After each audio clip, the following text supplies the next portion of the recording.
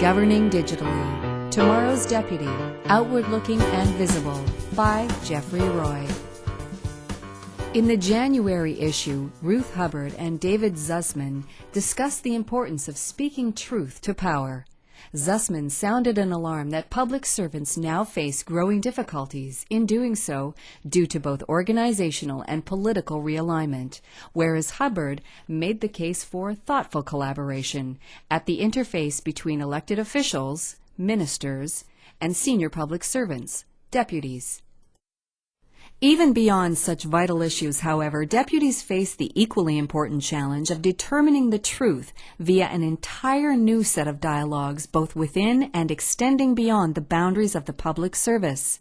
In a digital world where information and power are increasingly dispersed, the new public servant must rethink how decisions are arrived at, who has input, and how. The sort of collaboration at the top that Hubbard speaks in terms of deputies and ministers must become systemized throughout the policy-making and the service design processes. The future of governing is less about the apex of power and certainty and the credentials of those occupying high office, and more about the collective intelligence of all stakeholders. The challenge here is the cultural cleavage between the digital opportunities for more participative forms of governance and the mindset of government that seeks to control information and decision-making as much as possible. The clerk of the Privy Council routinely gives speeches lamenting excessive rules and calling for greater degrees of freedom for public servants to take risks and be creative. Yet the political apparatus extending from the Prime Minister's office seeks to minimize uncertainty and exert higher levels of influence over ministers, and by extension, the organizations and managers supporting them. Moreover, as the Internet raises expectations of transparency and involvement, the tendencies of government for secrecy and containment remain.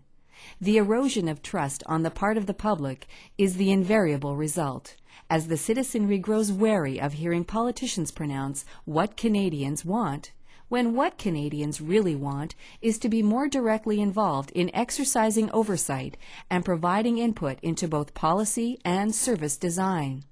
The report on service excellence by Accenture Consulting demonstrates this point well. As in most all countries, the public laments the limited efforts of their governments to listen and share authority. Perhaps the recent federal budget offers some modest hope of learning in this regard, as the highly centralized version presented in November, creating cynicism and crises, gave way to a more consultative effort that was largely leaked in advance of the actual speech, in contrast to the cloak of secrecy that has historically been the norm. Still, as important as such a high-level shift may be, it is no recipe for systemic reform. The most important shift in political leadership that is urgently required is one that acknowledges that public servants are central to achieving performance objectives, even as ministers collectively set broad parameters of such objectives politically. Deputies can then, in turn, seek more participation and innovation by employees and stakeholders in order to foster dialogues predicated less on process than results. It is not by accident that the most digitally advanced and transparent governments across Scandinavia are managed by and large by autonomous and decentralized public sector organizations that in turn seek to collaborate when it makes sense to do so. Historically nurtured traditions and structures both empower officials and hold them to account, and political interference in the operations of the state is rare and exceptional.